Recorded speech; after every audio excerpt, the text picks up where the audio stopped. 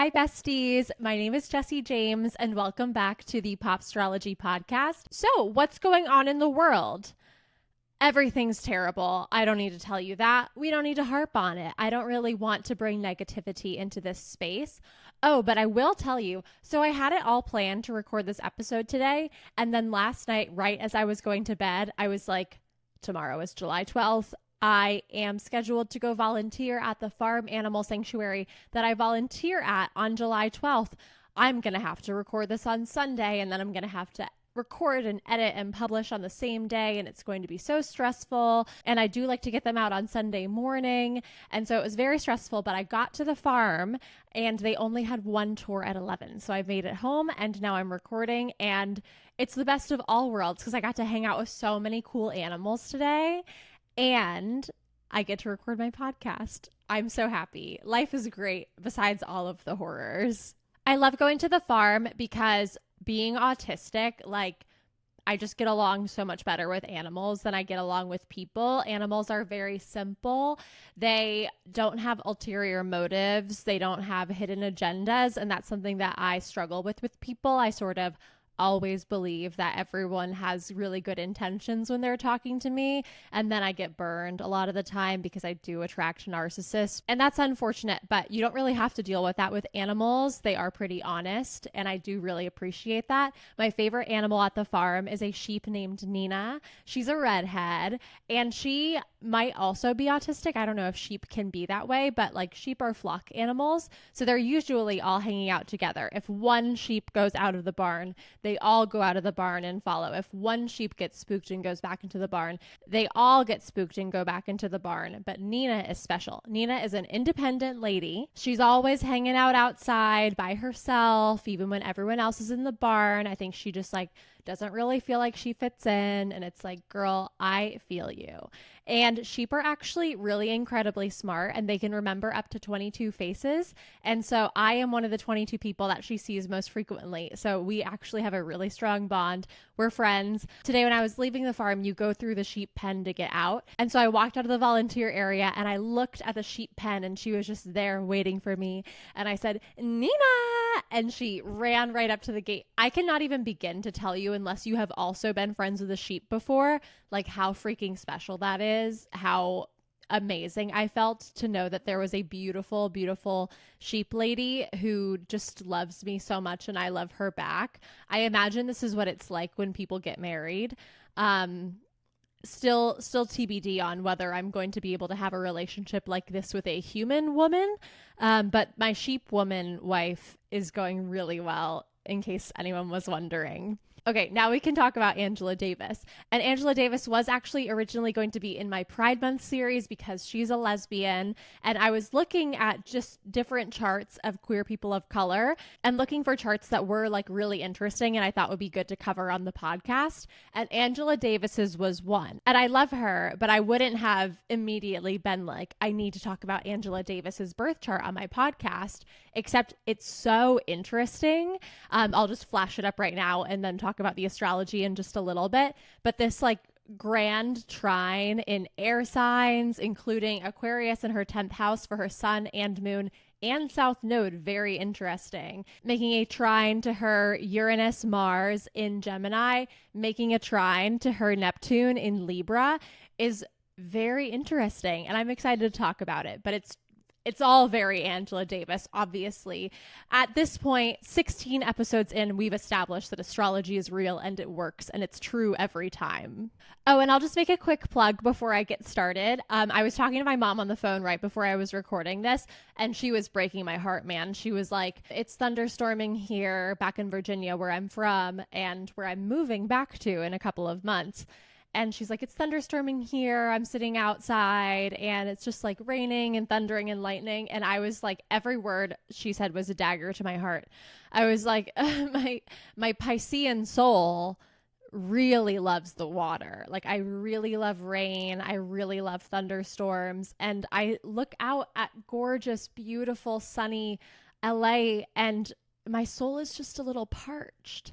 And it was really hurting me to know that there is rain and I'm not a part of it, but that will be remedied very soon.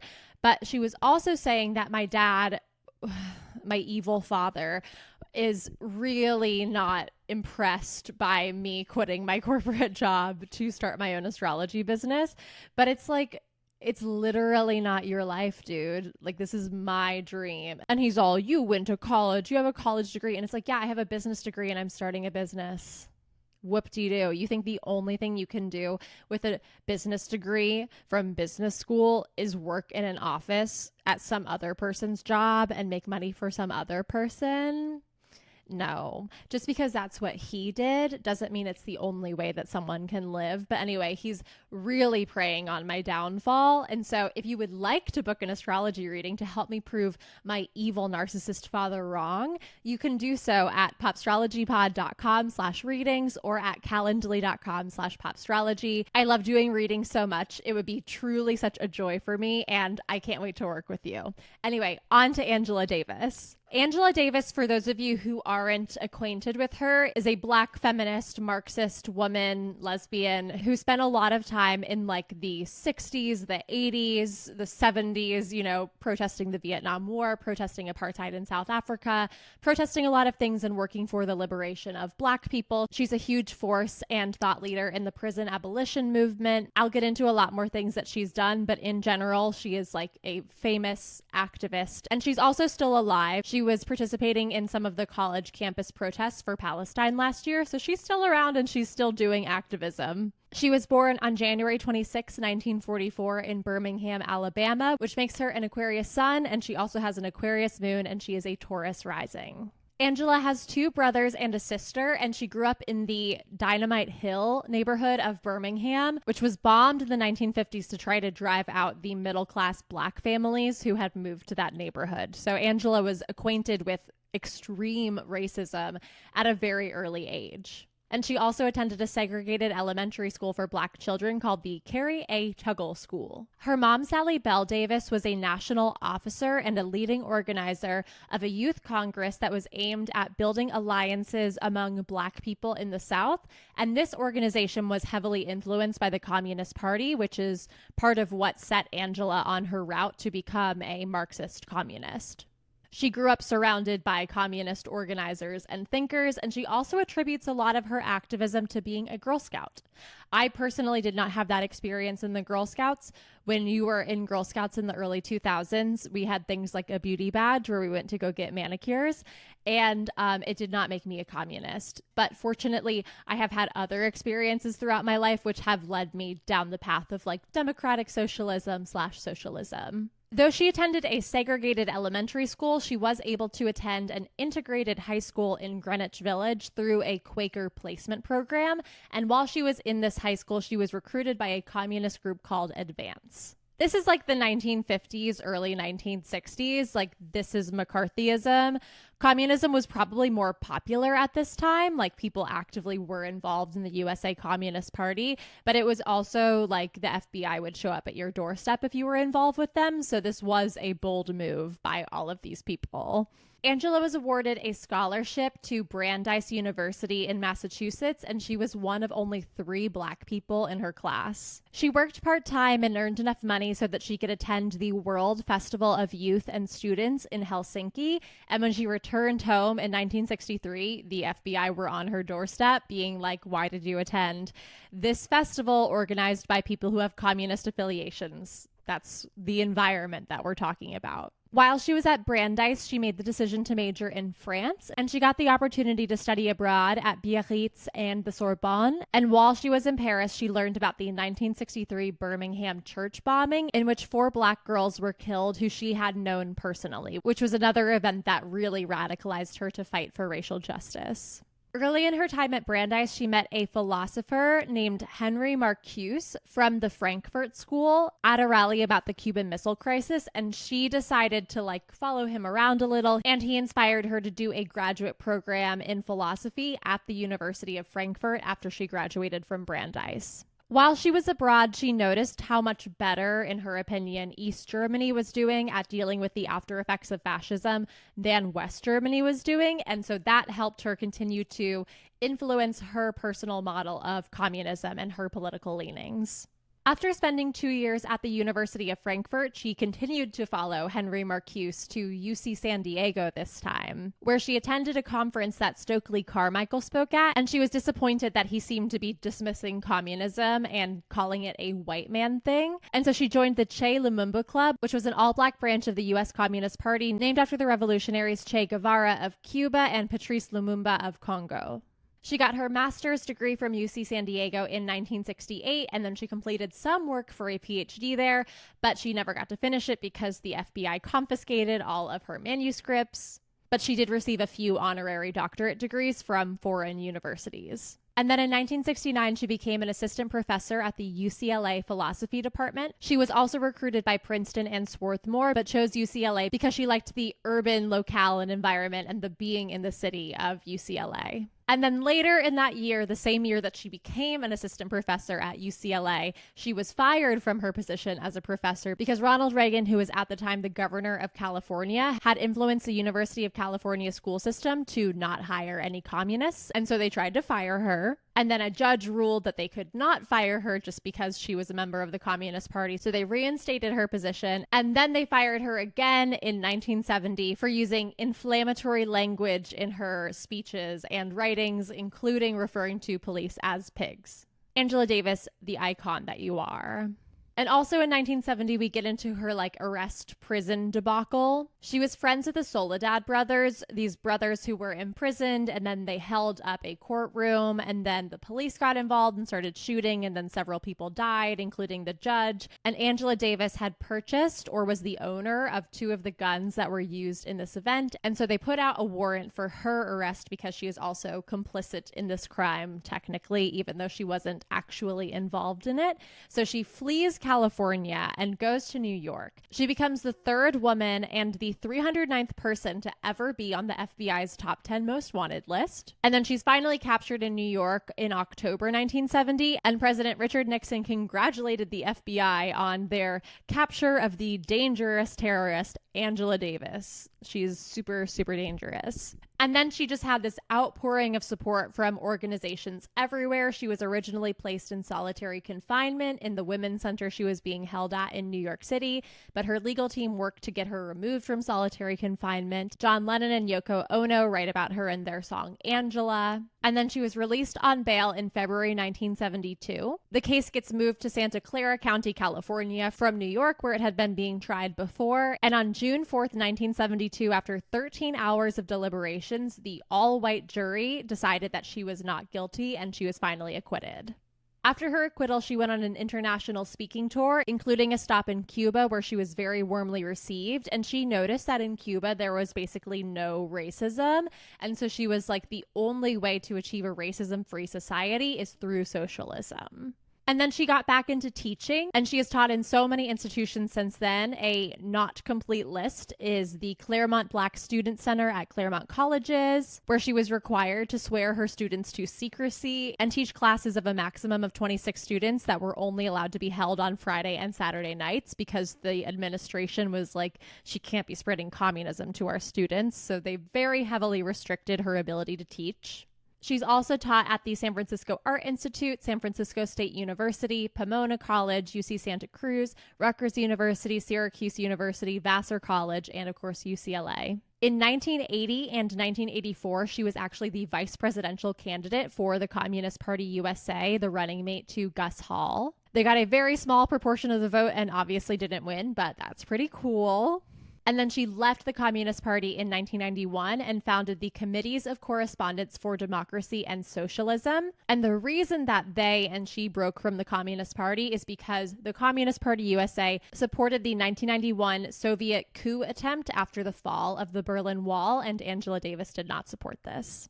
That's a brief history of Angela Davis's life. She's written a lot of books about feminism and race and the prison industrial complex. She's a major figure in the prison abolition movement and was a founder of Critical Resistance, a national grassroots organization dedicated to building a movement to abolish the prison system. And she's argued that the U.S. prison industrial complex resembles a new form of slavery, pointing out the disproportionately high number of Black people who are incarcerated. And she advocates a lot for solving social problems, basically taking reasons that people end up in jail, like minor drug charges, stealing food that they need, and working as communities to address those issues and those crimes within the community so that they don't have to have the police called on them. They can make sure that Black people specifically are in a better position to not have to commit crimes out of desperation and then end up in the prison system. She's also a longtime vegan. She spoke publicly in opposition to the Iraq War. She is very supportive of the Boycott, Divestment, and Sanctions, or BDS movement. She was made an honorary co-chair of the 2017 Women's March, and she's a strong opponent of the death penalty. And in 1997, she came out as a lesbian in an interview with Out magazine. She lives with her partner, the academic Gina Dent, who is also a humanities scholar and intersectional feminist researcher at UC Santa Cruz. They are a power couple who loves to do activism together, which I love, and I am just simply begging someone to be that for me. And interesting fact, she is related to Niecy Nash.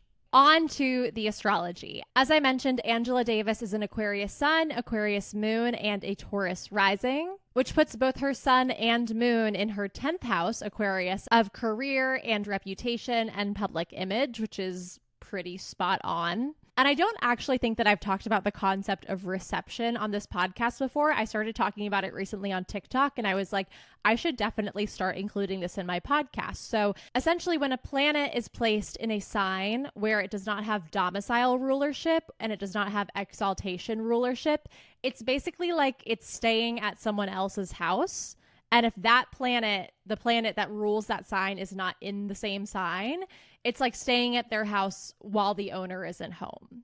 And so if you're able to contact the owner, if there is a traditional aspect, so that is a sextile, a square, an opposition, or a trine. So basically, if it's not one of the hidden houses from that house, then you're able to basically talk to the owner of that house and be like, hey, I ran out of toilet paper. Do you have any extra anywhere? And they can be like, yes. Or they can be like, no, you have to run to the store and get more. But if the ruler of that planet is in a sign that has no communication with the planet, that does not form any of the traditional aspects, then you have no way of communicating with them. You'll never know where the toilet paper is, and you just can't do very well in that sign. You don't have many resources. That's a quick overview of the concept of reception. And so here I want to say that the sun is in detriment in Aquarius because the sun is the ruler of the opposite sign, Leo. So the sun actually doesn't do super well in Aquarius. However, the ruler of Aquarius is Saturn, and Angela Davis's Saturn is in Gemini, making a trine to her sun. So her son is able to pick up the phone and be like, hey, I'm staying at your house for a while, for about 90 some years. And the sun is able to get Saturn on the phone and like ask for resources and stuff. So it's not poorly placed, even though it's in detriment. I hope that makes sense. I'll go through a lot more examples of this in the coming podcast episodes. You're going to be a pro at reception in no time at all. Someone who has their sun in the 10th house Aquarius is someone who is a pioneer, a visionary, a natural leader, and someone who seeks to help society and make a meaningful impact on people's lives through their career. Aquarius is a very humanitarian sign. The 10th house, again, is about your career, and the sun is about your ego and your life compass and your life journey and what you strive for. So this is basically saying that Angela Davis's life compass is drawing her to Aquarius, to humanitarian ideals in the 10th house of career. So a career that deals with humanitarian ideals. And these people can also be social workers, they can work in tech, and they can be politicians. Tech is always going to come up when we have something with Aquarius because Aquarius is very related to technology, innovation, and things that are new. People who have Aquarius in the 10th house are trendsetters. They are always doing something in a bold and new way. They are super innovative, and they can get a lot of attention for the way that they do things in these new, bold, and innovative ways. And that attention can be positive and it can be negative. But one thing that's for sure is these people are going to get attention. They're very anti-hierarchical leaders. Leo is a sign of like kings and royalty, and Aquarius is really the sign of the people. So in Aquarius, we don't have rulers who are very dictatorial. We have generally very like flat hierarchical structures, people who very much encourage teamwork and collaboration. And like all Aquarians, they're very driven by their need to break free from tradition and traditional paths and doing things because that's the way things have always been done. And because Aquarius is ruled by Saturn, which gets better with time, these people tend to get much more successful as they get older. And then also staying at Saturn's estate with her, she has her 10th house Aquarius Moon, who similarly has reception with Saturn because they can communicate with Saturn through this grand air trine, which is so cool. Having the moon and the sun in the 10th house Aquarius have a lot of very similar significations. The difference is that the sun is your life compass and what you strive for, and the moon is like where you come from, your soul. So these people also feel a very strong need to find a job that matches with their values. But in this case, they can become like very, very, very entrenched with their job just because it's a venue for them to live out like their soul's deepest values and truth. And they like to be in places where they're doing emotional stuff that calls to their soul. These people are also really focused on their personal connections, whether that's in a professional space or in their personal life. And even if they achieve fame, they still really value their personal connections and relationships way more than any sort of fame that they receive. These people are really drawn to careers that mix the creativity of the moon with the technology and innovation and humanitarian ideals of Aquarius. And it's really important for people who have the moon in the 10th house to achieve their emotional and personal needs while achieving their professional goals. And this actually really helps them to grow and achieve more in their careers because every time they're working on their own personal emotions and getting better at handling them and knowing what to do in those situations, they're also getting better at their job. However, the moon moves really quickly. The moon cycle takes 28 and a half days to go around the whole wheel. And so their emotions change like the moon. They change very quickly. And because it's in the 10th house, this involves emotions at work. So they have a tendency, like Aquarius moons do, to get a little bit detached, and they might not be super good at involving their emotions in their work, which, as I just mentioned, is an important part of their personal growth journey. So they need to be very careful of not letting their proclivity to be moody in the workplace impact their work in a meaningful way, but they also need to make sure they don't just build avoidance strategies to not be emotional at work at all. It's a really important, like, lifelong challenge and journey for them to learn how to be just the right amount of emotional at work. And then the last thing about the 10th house moon in Aquarius is that it's really important for these people to feel recognized at their work, which can lead them to feel like overly tied to their career. And it's really important for them to balance their professional aspirations with their personal goals. Ideally, they'll have some personal goals outside the realm of work, and they need to make sure that they have that work goal, personal goal balance so that they don't get way too sucked into their job and feel like they're nothing without it. Now, a very interesting thing here is that her sun is conjunct her south node. And this is a really difficult placement because your south node is your point of releasing. It's what you're supposed to move away from in your lifetime. The north node is what you're supposed to move toward. But your sun is like your life compass. So you have these two like very oppositional energies. And so since Angela's sun is conjunct her south node in Aquarius, Aquarian things are very second nature to her. They feel very comfortable to her. It's inside her comfort zone. And she actually, in order to achieve like her life purpose in this life, needs to move away from the Aquarian sort of like comfort zone that she has, which is obviously where she has made her career. Like, she is a humanitarian icon, and move towards more Leo stuff. Like, she needs to stand up for herself more. She needs to do more like creative self-expression and not always focus on other people. And this is just a really interesting placement. Like, karmically, this is someone who was maybe even royalty in a past life, someone who just had a lot of social status and admiration in their past life. They had a lot of talents and resources. And so they spent most of their time just like doing the things that they were good at and that got them a lot of admiration from people and not doing a lot of spiritual growth. So in this lifetime, they're like, you have to do a lot of spiritual growth, get to it. It's going to be really hard.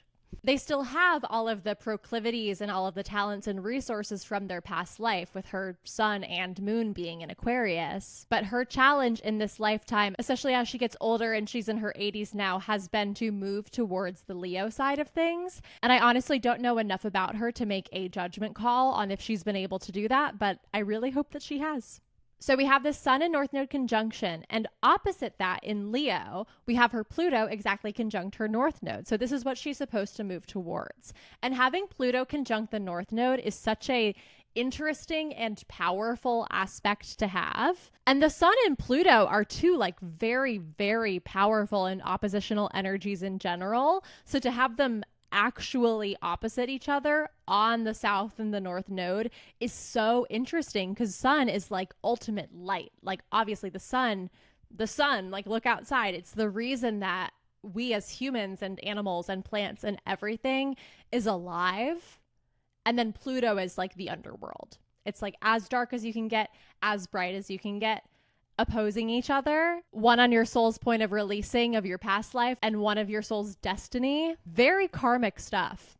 And Pluto moves really slowly while the nodes change signs every 18 months. So there's actually probably a lot of people born in the year 1944 that have this Pluto North Node conjunction. In mundane astrology, there was a lot going on here. I just feel like this is a very interesting sort of thing to be occurring, especially with Uranus and Gemini.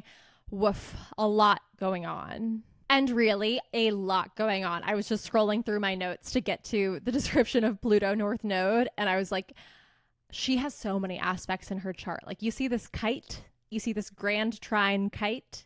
That's crazy. And we'll get to that in a second, but back to Pluto. Any planet that touches the North Node in your birth chart is going to be an extremely important planet for you. And Pluto is the planet of power and transformation. And these people are on a journey throughout their lives of transforming again and again and again and again. It's kind of like being a Scorpio rising, but way more intense and more karmic. Maybe it's a little bit like being Katy Perry and having 8 Scorpio placements. I would love to get Angela Davis and Katy Perry in the same room, especially after the Jeff Bezos space flight thing. I think they would have a lot to talk about.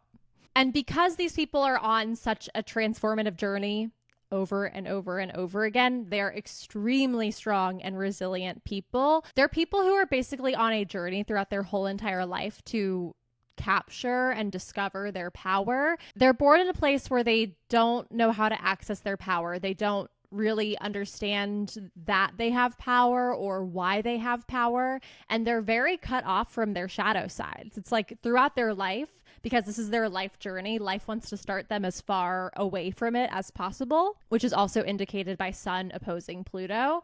And so throughout her life, Angela Davis has had to find her shadow side and integrate it with the rest of her, and then go through all of these transformations, each one getting her closer and closer to finally being able to master and hold and know about her power.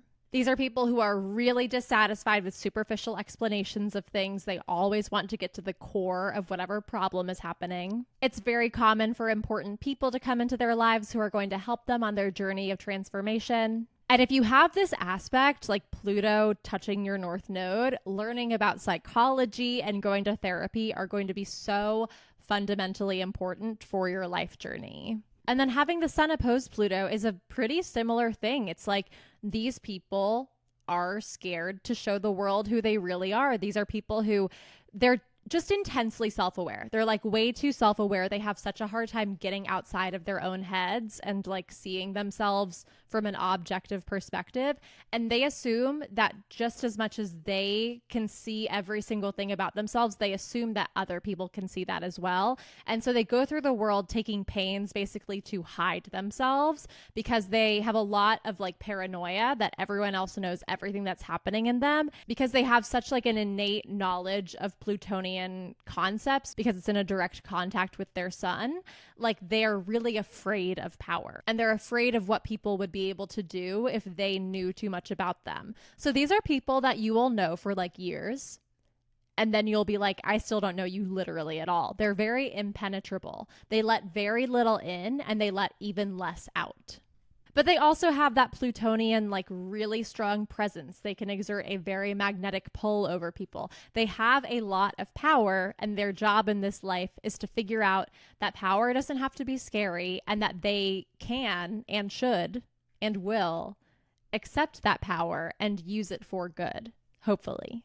So this air grand trine / kite that she has going on, I want to talk about it because it's super, super interesting. And this is like an exact actual kite, which is so rare to see in someone's birth chart. So we have her sun conjunct her north node in Aquarius, forming one point of the grand trine. The next point is her Uranus conjunct her Mars in Gemini. And the third point of the trine is her Neptune in Libra, forming the sextiles at the tip of the kite. We have her Pluto in Leo making a sextile to her Neptune in Libra. And we also have that Pluto in Leo making a sextile to this Mars-Uranus conjunction in Gemini. And then forming the line that goes through the kite, we have the opposition of her sun and her Pluto. So the next thing I'm going to talk about are these Gemini placements. And Uranus actually just moved into Gemini a few days ago on July 7th. So this is a great time to be talking about Uranus and Gemini. I listen to so much astrology content, so I'm just like, oh yeah, everyone knows about Uranus and Gemini. But I suppose that's not true, is it? Uranus is a pretty slow-moving planet. It takes about 84 years to go around the whole wheel of the zodiac. It spends about 7 to 8 years in each sign. It's been in Taurus for the past 7 years since fall 2018. And it just moved into Gemini on July 7th. It is going to retrograde back into Taurus and then return to Gemini in 2026 for the next 7 years. Every time Uranus has moved into Gemini in U.S. history thus far, things have happened. The first time Uranus was in Gemini in U.S. history was during the Revolutionary War. Gemini is the natal home of Uranus in the United States' birth chart. And then the next time Uranus came back into Gemini 84 years later was the Civil War. And it also was when Neptune was in Aries last, and Neptune just moved into Aries. Things are going amazing, guys. Nothing to worry about at all. And then the next time that Uranus moved into Gemini was when the US got involved in World War II. And then the next time that Uranus moved into Gemini was now. So, I hope that everything doesn't go badly. So anyway, Angela Davis is going to experience her Uranus return very shortly, which is exciting. And every time Uranus moves into Gemini, besides just the US signification of it being, you know, a harbinger of war, it's also a time for new technologies. Like Uranus, planet of sudden changes and rebellion and chaos, and Gemini, the mutable air sign in charge of communication and travel and technology. They have very kindred energies. They work really well together. Uranus in Taurus is not very good. Like Taurus is very, very stable, and Uranus is not. And so they've been duking it out for the past 7 years. And we've seen a lot of fluctuations in Taurian things, like our money systems and things of that nature.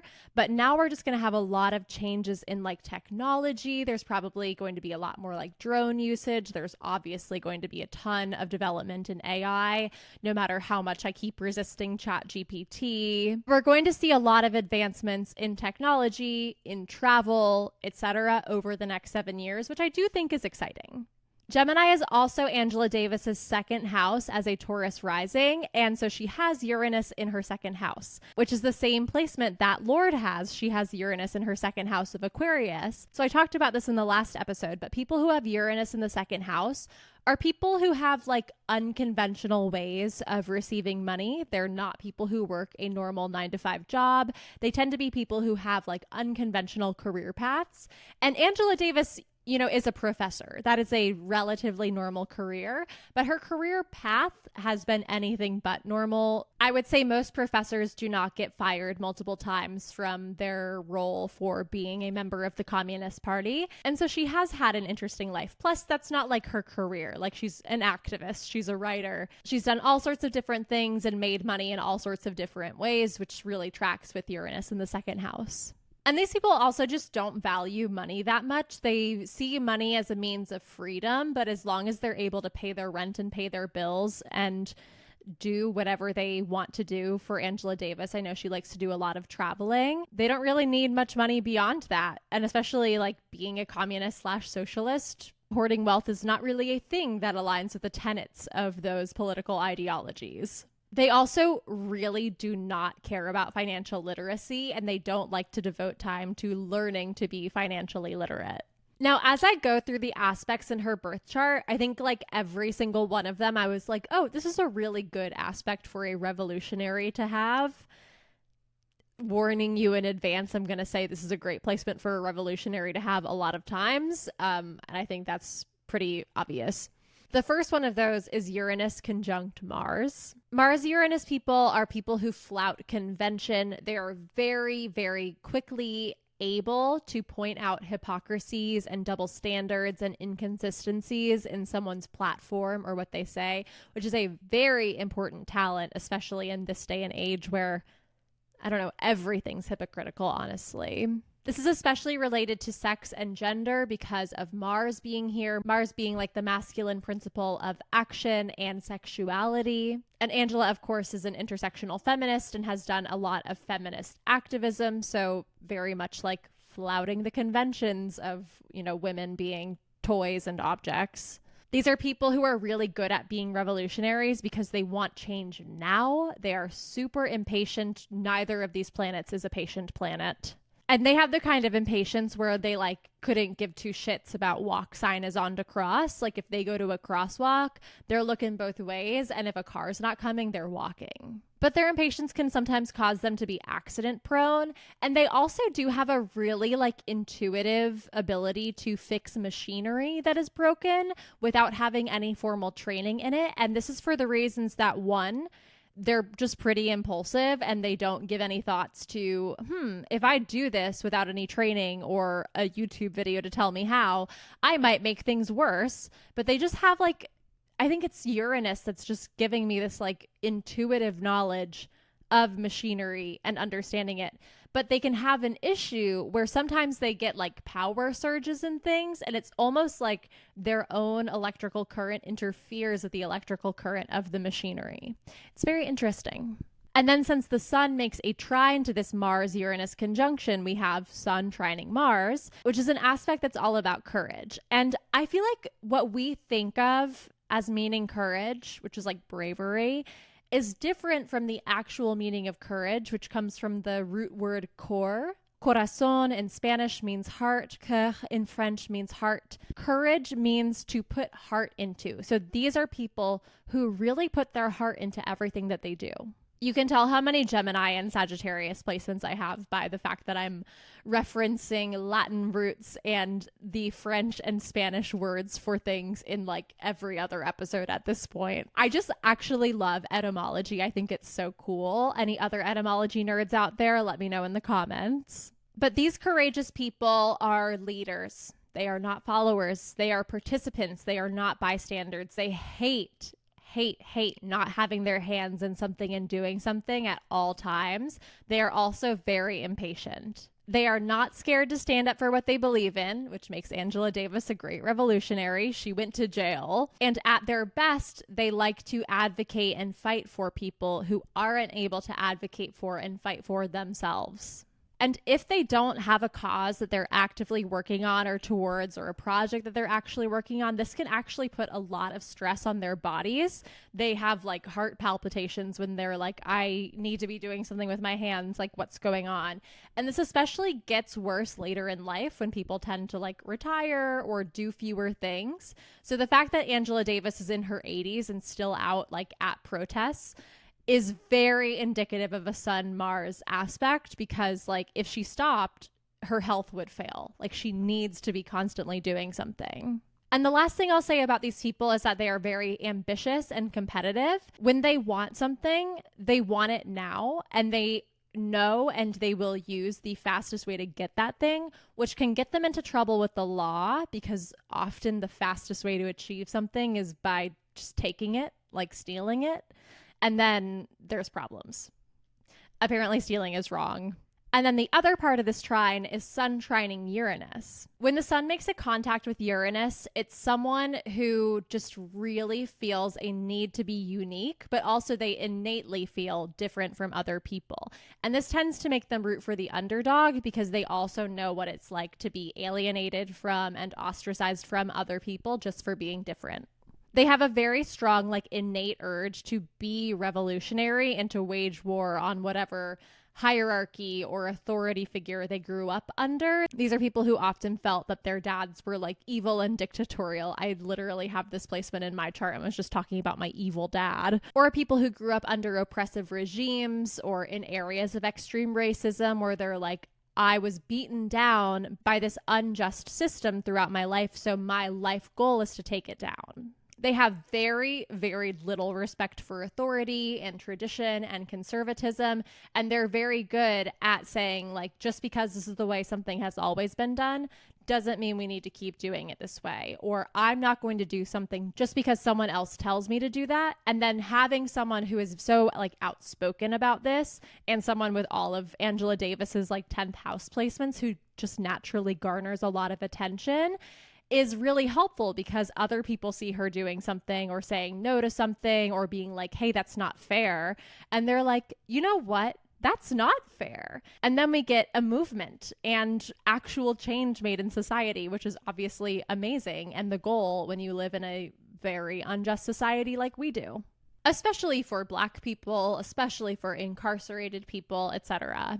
And while they are inspiring to a lot of people, they also expect to receive a lot of pushback throughout their lives, either because their ideas are just ahead of their time, or not even because of their ideas, but just because people don't like the way they express themselves. They can be very willful and forceful, and they can even struggle with like trying to do too much change at the same time. Obviously, change is hard. Change is hard for people to accept, even though it's a natural part of life. And so the best way to achieve like societal change usually is by doing like small changes a little at a time. But Sun Uranus people can be like, rip out all the roots, like change everything, complete overhaul right now. And then people are like, whoa, lady, like, what are you talking about? I don't want to change everything. And then they can run into some problems. They need to be like tempered on this, or like have people in their movements who don't have Sun Uranus placements so that they can be like, okay, now, no, let's go a little bit slower. Let's not do it all at once. But in the US, we actually do have a natural mechanism towards inhibiting progress that is called Congress. And then on the other side of this trine, we have Neptune in her 6th house of Libra. The 6th house is a very difficult place for Neptune to be. Neptune is the modern ruler of Pisces, which is the natural sign of the 12th house. And so the 6th house opposite the 12th house is a place where it's not technically, but sort of like quasi in detriment. It just doesn't do super well here. Any of the earth houses, like the natural houses that are ruled by earth signs, the 2nd, the 6th, and the 10th house, don't do well with Neptune because Neptune is the planet of dreams and fantasies, and it's like super ungrounded. And the earth houses have to do with practical matters that usually require you to have like your feet on the ground. The 6th house specifically is about work that you do every day. It's about chores. It's about health and wellness. And so these people just have a really hard time with mundane tasks like paying the bills and doing the dishes. Like they have almost a little bit of like helplessness to them when it comes to everyday tasks. They do so much better in matters of imagination and the brain. They usually don't have a traditional job or career path. In addition to her 2nd house Uranus, very on theme here. And because this house rules like health and wellness, they can tend to have like very sensitive and fragile health. They can also tend to have a lot of psychosomatic illnesses because their minds are so powerful that it can spread to their bodies. And because Neptune is all about confusion, they can be diagnosed with illnesses that are really hard to diagnose, that like doctors are like, I don't really know what's wrong with you. And then they have to float from specialist to specialist. But Neptune is just making all matters of your health and wellness like very confusing because that's what Neptune does. These people often tend to do well in Neptunian careers, like something to do with healthcare or like being a writer or a poet or an artist. And they also do super well in nature, specifically next to bodies of water. And an ideal pet for these people, 6th house is also about pets, is a fish. So she has her Sun making a trine to her Neptune. Sun Neptune in general has like a savior complex, and it usually plays out through their career if the 6th or the 10th house is implicated. And what do you know? Angela Davis's career is sort of about being a savior.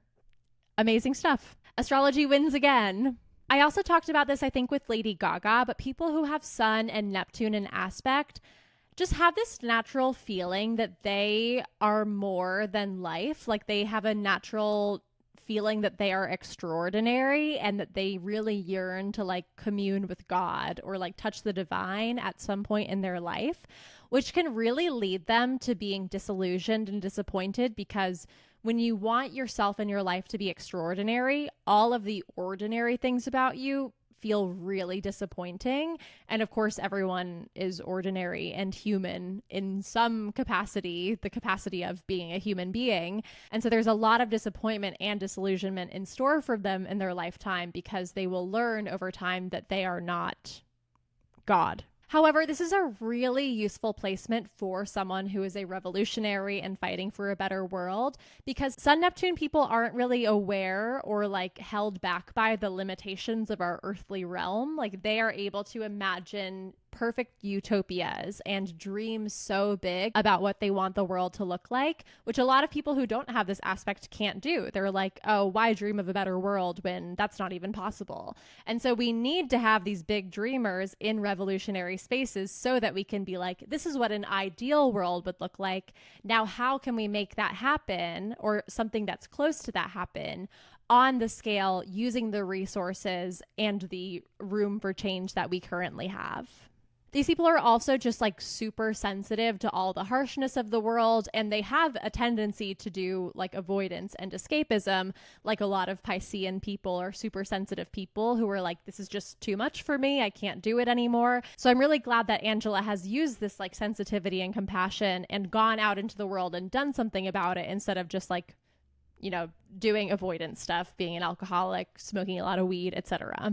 Although these people can be very guru prone, they really glamorize celebrities or people who are like celebrity adjacent, because once again, they think that they are special in some sort of way, and they really look to glamour. It's very inspirational to them. So they tend to like befriend celebrities and just be like so obsessed with them and like devoted to them. But then they realize that the celebrity is actually just another person who's normal at the end of the day.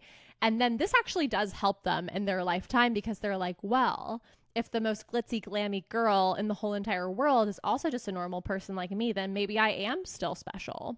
And then they can do this in a way that they're not like trying to meet God.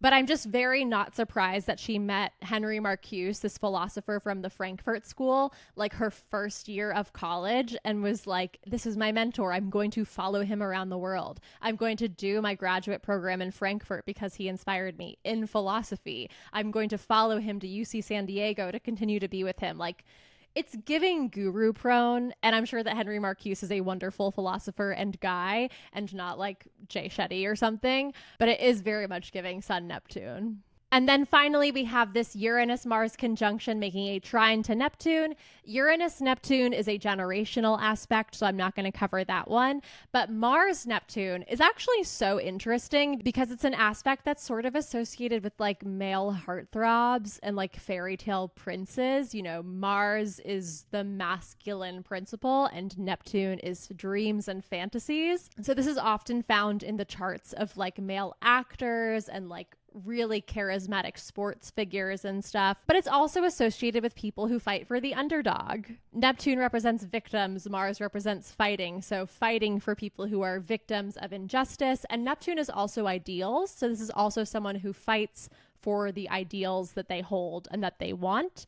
Very, very much Angela Davis. Neptune makes someone very sensitive and compassionate and want to help people, and Mars makes someone want to fight. So then the last aspects here are Mars sextile Pluto and Neptune sextile Pluto. Neptune sextile Pluto is also a generational aspect, but Mars sextile Pluto, I honestly think Ace from Love Island has this. Also, rest in peace. I can't believe that Huda and Chris are still there and Ace and Shelly are gone. That's crazy. But I'm glad that Iris and Pepe are still there, and obviously I voted for Amaya and Brian. Anyway, Love Island sidebar. Back to Mars Pluto. This is about people who are willing to like fight to the death Like they are ruthless. Pluto obviously is this like dark underworldly power. And then Mars is this urge to fight and be combative and be impulsive and act really recklessly.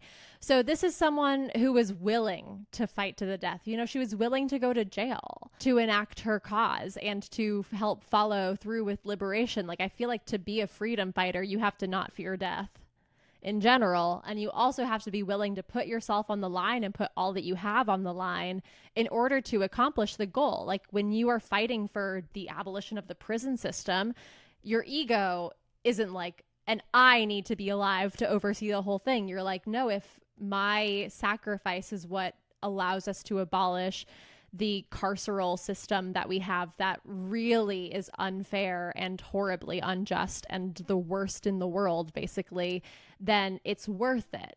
And that's giving Mars Pluto to me. I'm going to talk about just a few more placements of hers that I think are very Angela Davis. The first one of which is her Mercury in Capricorn in the 9th house. I literally wrote in my notes here, has there ever been a more Angela Davis placement in history, ... The 9th house is all about spirituality and belief systems and higher education and foreign cultures and lands. And so people who have Mercury in the 9th house are really well able to like understand and communicate big and complex ideas. And they really aim to use their conversation to help make a difference in the world. And because this is in Capricorn, we have someone who is able to just break down every single piece of a big idea into these really practical and actionable steps and build them on top of each other so that you can have this big and giant and complex idea and you know it all the way down. You know it backwards and forwards. You know the nitty gritty, and you're very easily able to explain it to people because any question that they have, you know exactly what's going on. Julia Fox is also a Capricorn Mercury. It's just a placement for people who are very grounded and practical and intelligent. Like a Capricorn Mercury is an amazing person to have on your team, no matter what kind of team it is. These people are lifelong learners. They make great teachers. Angela Davis, obviously a very prolific professor. Because it's Capricorn, they're amazing at setting and achieving very clear and practical goals. They love to travel, but not just for fun. Travel has like a very specific educational purpose for them. They set a very detailed itinerary. They seek out, while they're traveling, educational and cultural experiences to help them really understand a place and its culture and its people better. And they're really good at connecting with new people in whatever culture or place they've gone to help enrich their experience and learn a lot more about their people and their culture.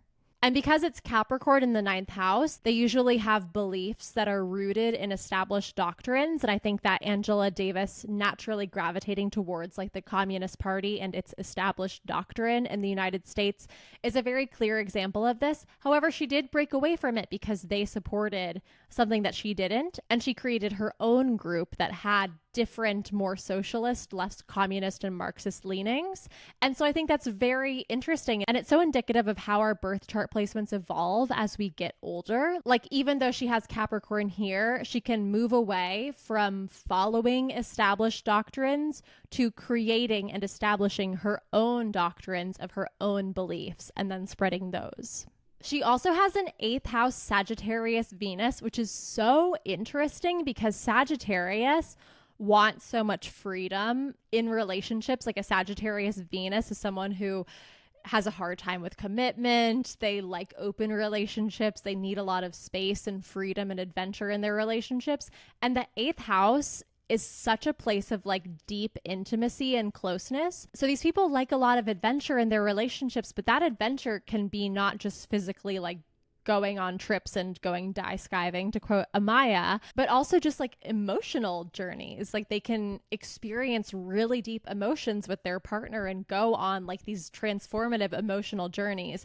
It's just such an interesting combo. At first I was like, I don't even know what to say about an 8th house Sagittarius Venus. But the more I thought about it, the more I was like, that actually sounds wicked. So if I could ask Angela Davis one question, I would be like, how does your Venus impact your life? Because I am actually interested to know more. I need to think about this and meditate on this more.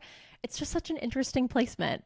But what I know about this placement is that the 8th house is also about shared resources, and Venus is about money. It rules the sign of Taurus, and Taurus is all about money. So these people are really great at sharing finances with someone else, and they're able to work together with someone as long as they trust them and everyone is honest to achieve really, really great, like, shared financial goals. And I also know that having Venus in Sagittarius can lead you to fall prey to the Sagittarian bigger is better philosophy. It has a lot to do with Sagittarius's ruler, Jupiter. And these people think like the more connections you have, the better, which can lead to them having a ton of people that they call their friends.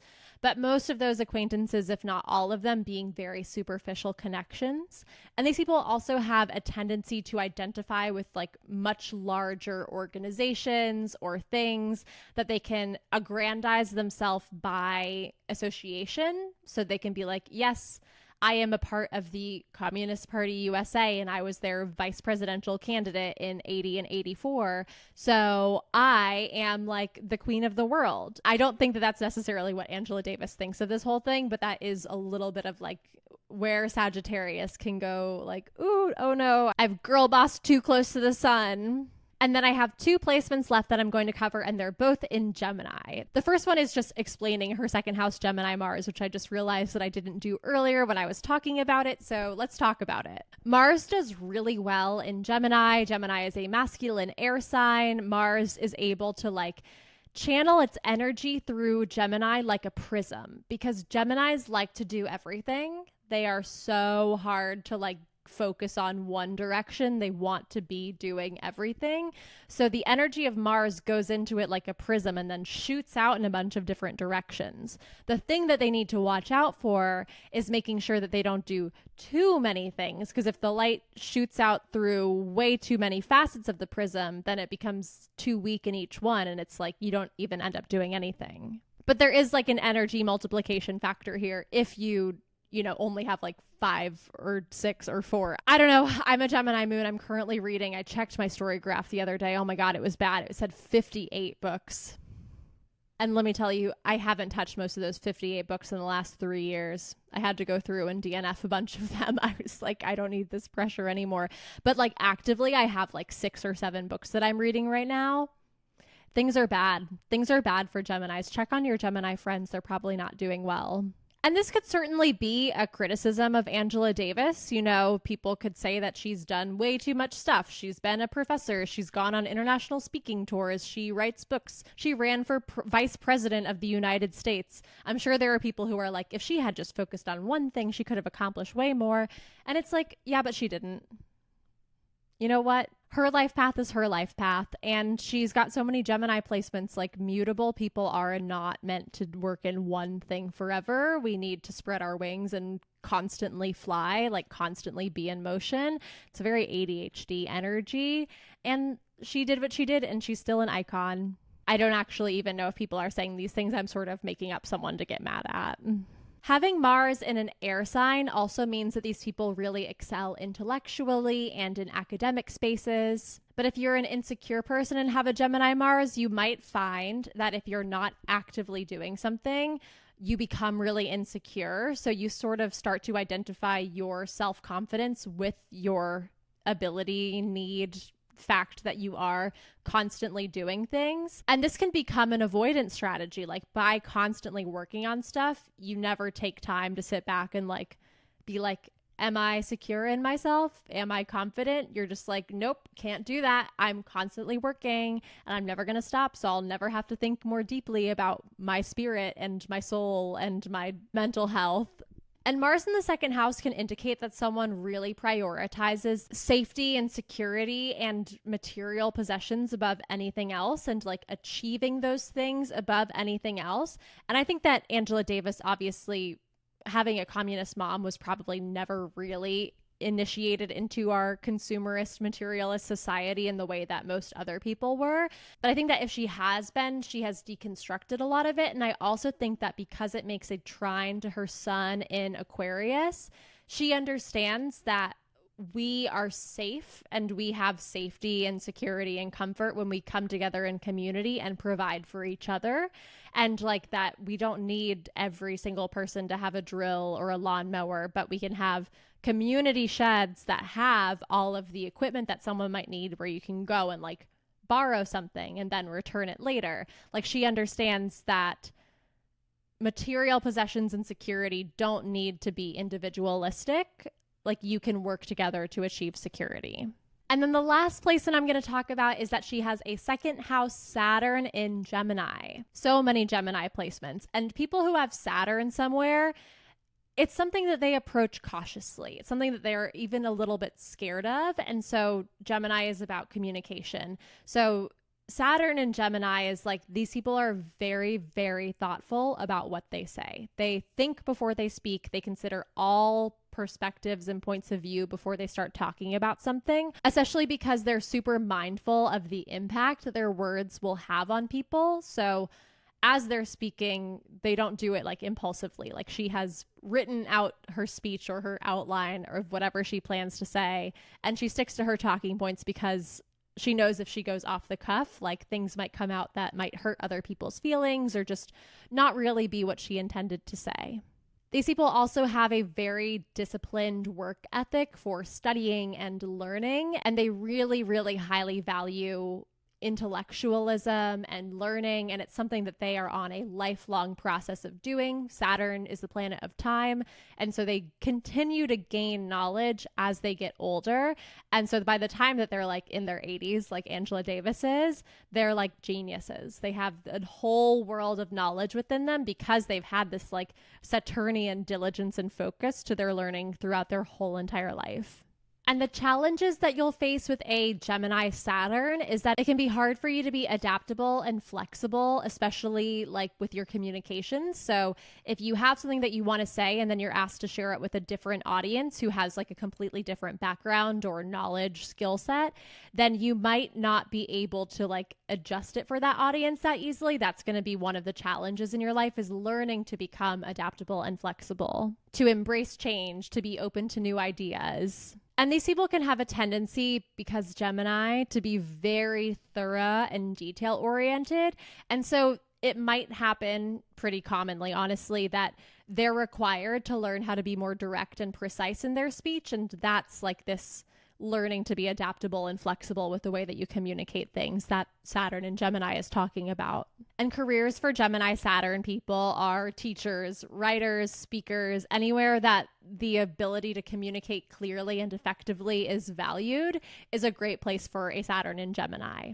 And this being in the second house, I don't think this came across too clearly in Angela Davis's like life story overview that I used for my research. She doesn't talk too much about like her personal finances in general. I think that's on purpose. But having Saturn in the second house generally indicates a pretty like practical and disciplined approach to managing your own money. And the second house is also about like value and self-value of the things that you value. So they usually have a pretty diligent approach to evaluating their own value systems to make sure that they're aligned with their values. How many times can I say value in one sentence? But Saturn is also the planet of time, so they can face obstacles and challenges and delays in their finances. Like, they might do some work and are planning to receive a pretty big paycheck, but that paycheck gets delayed for months, and then they have to figure out like, well, how do I get money in the meantime? And because it's Saturn, like, it's going to give you a hard time. There's going to be challenges, but by building it brick by brick, tearing down your existing system and building it back up brick by brick, you're going to really get a handle on how to do that if you need to do it again in the future. This is why I'm a little scared, because Saturn just entered my second house of Aries, and I don't have Uranus in my second house, but I have never really been one for financial literacy. I literally majored in finance and I hated that shit. I thought it was going to be way more like math, which I love. And so now I'm just sort of sitting here like, Saturn in my second house is really going to make me learn financial literacy, isn't it? Ugh, this is not what I wanted. But Saturn doesn't care what you wanted. It cares about responsibility and discipline. And so that's what we're going to get.